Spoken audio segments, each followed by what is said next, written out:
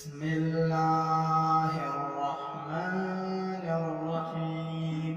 السلام علیکم ورحمۃ اللہ وبرکاتہ۔ اگر آپ ہمارے چینل پر نئے ہیں تو ہمارے چینل کو سبسکرائب کریں اور ساتھ میں بیل آئیکن کو بھی دبائیں تاکہ ہماری ہر نئی آنے والی ویڈیو آپ تک پہنچ سکے۔ تخلیق آدم علیہ السلام کا اعلان اور اللہ تعالیٰ کا فرشتوں سے مکالمہ۔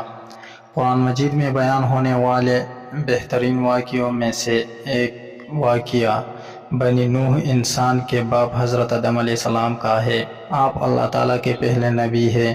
آپ کا واقعہ قرآن مجید کے مختلف سورتوں میں متعدد پیرائے میں بیان ہوا ہے۔ اللہ تعالیٰ نے سورۃ بقرہ میں اس واقعے کو بیان کرتے ہوئے فرمایا، اور وہ وقت یاد کرنے کے قابل ہے جب تمہارے پروردگار نے فرشتوں سے فرمایا کہ میں زمین میں اپنا نائب بنانے والا ہوں۔ انہوں نے کہا، کیا تو اس میں ایسے شخص کو نائب بنانا چاہتا ہے جو خرابیاں کرے اور کشت و خون کرتا پھرے، اور ہم تیرے تعریف کے ساتھ تسبیح و تقدیس کرتے رہتے ہیں۔ اللہ تعالیٰ نے فرمایا، میں وہ باتیں جانتا ہوں جو تم نہیں جانتے، اور اس نے آدم کو سب چیزوں کے نام سکھائے۔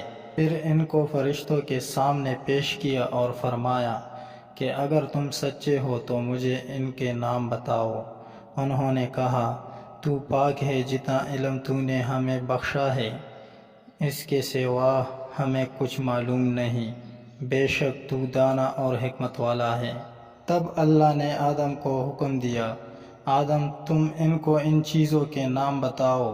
جب انہوں نے ان کے نام بتائے تو اللہ تعالیٰ نے فرشتوں سے فرمایا، کیوں؟ میں نے تم سے نہیں کہا تھا کہ میں آسمانوں اور زمین کی سب پوشیدہ باتیں جانتا ہوں، اور جو تم ظاہر کرتے ہو اور جو تم پوشیدہ کرتے ہو سب مجھے معلوم ہے۔ اور جب ہم نے فرشتوں کو حکم دیا کہ آدم کے آگے سجدہ کرو تو وہ سب سجدے میں گر پڑے، مگر شیطان نے انکار کیا اور غرور میں آ کر کافر ہو گیا۔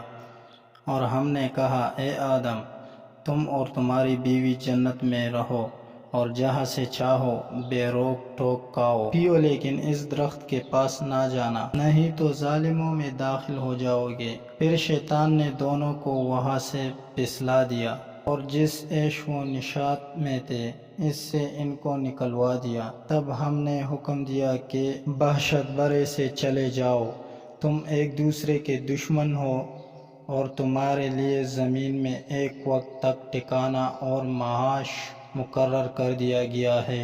پھر آدم علیہ السلام نے اپنے پروردگار سے کچھ کلمات سیکھے اور معافی مانگی تو اللہ نے ان کا قصور معاف کر دیا، بے شک وہ معاف کرنے والا اور صاحب رحم ہے۔ ہم نے فرمایا کہ تم سب یہاں سے اتر جاؤ، جب تمہارے پاس میری طرف سے ہدایت پہنچے تو اس کی پیروی کرنا، کہ جنہوں نے میری ہدایت کی پیروی کی ان کو نہ کچھ خوف ہوگا اور نہ وہ غمناک ہوں گے، اور جنہوں نے اس کو قبول نہ کیا اور ہماری آیتوں کو جھٹلایا وہ دوزخ میں جانے والے ہیں اور وہ ہمیشہ اس میں رہیں گے۔ ہم نے ان آیات کی مفصل وضاحت تفسیر میں کر دی ہے، یہاں ہم صرف ان آیات کا مختصر مفہوم بیان کرتے ہیں۔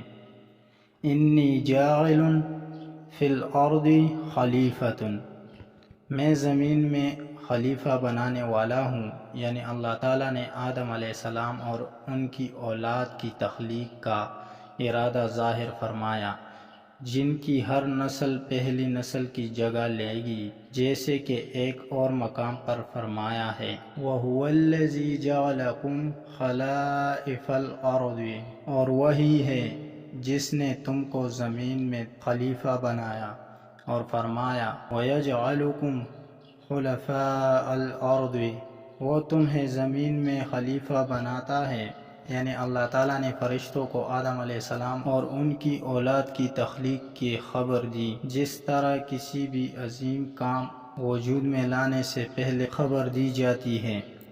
فرشتے آدم علیہ السلام کی تخلیق کے بارے میں مزید معلومات اور اس کی حکمت جاننے کی خواہش مند تھے، اس لیے انہوں نے عرض کی: اَتَجْعَلُ فِيهَا مَن يُفْسِدُ فِيهَا وَيَسْفِكُ الدِّمَاءَ، کیا تو اس میں ایسے شخص کو نائب بنانا چاہتا ہے جو خرابیاں کرے اور کشت و خون کرتا پھرے؟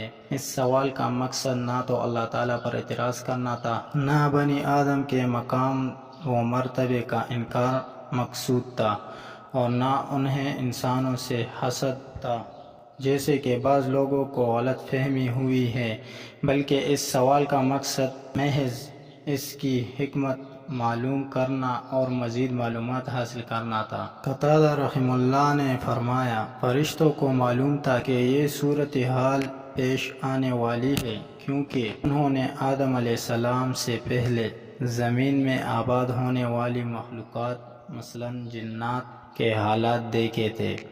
حضرت عبداللہ بن عباس رضی اللہ تعالیٰ عنہ نے فرمایا، جن آدم علیہ السلام سے تقریباً 2000 سال پہلے سے زمین پر آباد تھے، انہوں نے قتل و غارت کی تو اللہ تعالیٰ نے فرشتوں کا لشکر بھیج دیا، جنہوں نے ان فسادی جنوں کو سمندروں کے دور دراز جزیروں کی طرف دھکیل دیا۔ اس تجربے کے پیش نظر انہوں نے کہا، وَنَحْنُ نُسَبِّحُ بِحَمْدِكَ وَنُقَدِّسُ لَكَ، اور ہم تیری تسبیح، حمد اور پاکیزگی بیان کرتے ہیں۔ اس کا مطلب یہ ہے کہ ہم ہمیشہ تیری عبادت کرتے ہیں، ہم میں سے کوئی بھی تیری نافرمانی نہیں کرتا۔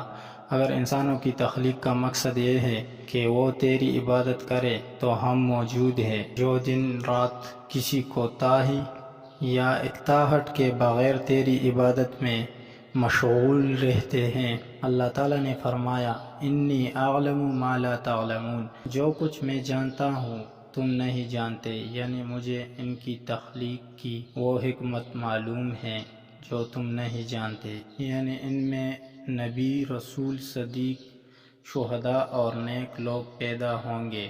آدم علیہ السلام کی فرشتوں پر علمی برتری۔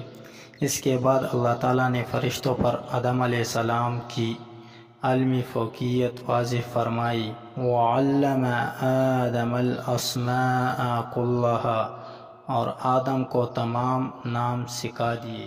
حضرت عبداللہ بن عباس رضی اللہ تعالیٰ عنہ نے فرمایا، اس سے مراد ان چیزوں کے نام ہیں جن سے لوگ ان چیزوں کو پہچانتے ہیں اور ایک دوسرے کو اپنی بات سمجھاتے ہیں، یعنی وہ چھوٹی بڑی اشیاء جن سے روز مرہ زندگی میں واسطہ پڑتا ہے، مثلاً انسان، حیوان، زمین، میدان، سمندر، پہاڑ، اونٹ اور گدھا وغیرہ۔ اللہ نے انہیں رکابی اور ہنڈیا کا نام بھی سکھایا، ہر جانور، ہر پرندے اور ہر چیز کا نام سکھایا۔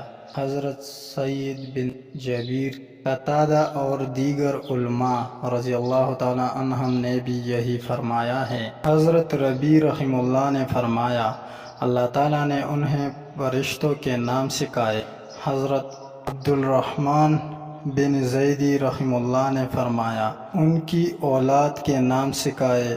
زیادہ صحیح رائے یہ ہے کہ انہیں چھوٹی بڑی اشیاء اور ان کے افعال و حرکات کے نام سکھائے گئے، جیسے ابن عباس رضی اللہ تعالیٰ عنہ کے قول سے معلوم ہوتا ہے۔ حضرت انس بن مالک رضی اللہ تعالیٰ عنہ سے روایت ہے کہ رسول اللہ صلی اللہ علیہ وآلہ وسلم نے فرمایا، قیامت کے دن مومن جمع ہو کر کہیں گے کہ اگر ہم کسی سے اللہ کے سامنے سفارش کروائیں تو اس مشکل مرحلے سے نجات مل جائے، چنانچہ وہ آدم علیہ السلام کی خدمت میں حاضر ہو کر عرض کریں گے، آپ تمام انسانوں کے جد امجد ہیں، آپ کو اللہ تعالیٰ نے اپنے ہاتھ سے پیدا فرمایا اور اپنے فرشتوں سے آپ کو سجدہ کروایا اور آپ کو تمام اشیاء کے نام سکھائے، اپنے رب کے سامنے ہماری سفارش فرمائے تاکہ ہمیں اس مرحلے سے نجات نصیب ہو۔ اللہ تعالیٰ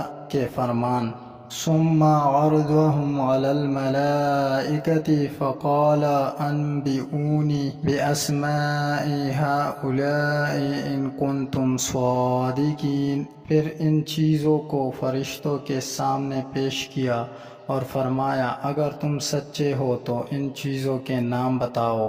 تفسیر میں حضرت حسن بصری رحمہ اللہ بیان کرتے ہیں جب اللہ تعالیٰ نے حضرت آدم علیہ السلام کی تخلیق کا ارادہ فرمایا تو فرشتوں نے کہا اللہ تعالیٰ جو مخلوق بھی پیدا فرمائے گا ہمارے پاس اس سے زیادہ علم ہوگا، چنانچہ ان کا امتحان لیا گیا۔ اس لیے اللہ تعالیٰ نے فرمایا ان کنتم صادقین، اگر تم سچے ہو اللہ تعالیٰ کے فرمان۔ قالوا سبحانک لا علم لنا الا ما علمتنا انک انت العلیم الحکیم۔ فرشتوں نے کہا اے اللہ تیری ذات پاک ہے، ہمیں تو صرف اتنا علم ہے جتنا تو نے ہمیں سکھا رکھا ہے، تو ہی پورے علم و حکمت والا ہے۔ ان کا مطلب یہ ہے اے اللہ تو پاک ہے، کوئی بھی تجھ سے علم حاصل نہیں کر سکتا سوائے اس کے جو تو نے انہیں سکھایا، جیسا کہ دوسرے مقام پر ارشاد ہے وَلَا يُحِيطُونَ بِشَيْءٍ مِّنْ عِلْمِهِ إِلَّا بِمَا شَاءَ، وہ اس کے علم میں سے کچھ بھی حاصل نہیں کر سکتے مگر جو وہ خود دینا چاہے۔ اسی طرح درج ذیل فرمان الہی سے بھی معلوم ہوتا ہے کہ ظاہر اور پوشیدہ امور کا علم اللہ تعالیٰ ہی کو ہے۔ قال یا آدم انبئهم باسمائهم فلما انبأهم باسمائهم قال الم قل لكم انی اعلم غیب السماوات والارض واعلم ما تبدون وما کنتم تکتمون۔ اللہ تعالیٰ نے آدم کو حکم دیا کہ تم ان کو ان چیزوں کے نام بتاؤ۔ جب انہوں نے ان کے نام بتائے تو اللہ تعالیٰ نے فرشتوں سے فرمایا کیوں میں نے تم سے نہیں کہا تھا کہ میں آسمانوں اور زمین کی سب پوشیدہ باتیں جانتا ہوں، اور جو تم ظاہر کرتے ہو اور جو پوشیدہ کرتے ہو سب مجھ کو معلوم ہے۔ ایک قول کے مطابق اعلم ما تبدون، میں جانتا ہوں جو تم ظاہر کرتے ہو، اس سے مراد فرشتوں کا یہ کہنا ہے اَتَجْعَلُ فِيهَا مَن يُفْسِدُ فِيهَا، کیا تو زمین میں وہ مخلوق پیدا کرے گا جو اس میں فساد کرے، اور ما کنتم تکتمون، جو تم چھپاتے تھے۔ اس سے مراد ابلیس کا اپنے دل میں تکبر کا جذبہ رکھنا اور آدم علیہ السلام سے افضل ہونے کا خیال ہے۔ حضرت سید بن جبیر، مجاہد، سعدی، ضحاک سوری اور ابن جریر رضی اللہ تعالی عنہم کی یہی رائے ہے۔ دوسرا قول یہ ہے کہ ما کنتم تکتمون سے فرشتوں کے اس خیال کی تردید مراد ہے کہ اللہ تعالیٰ کوئی ایسی مخلوق پیدا نہیں فرمائے گا جو ہم فرشتوں سے زیادہ علم والی اور زیادہ معزز ہو۔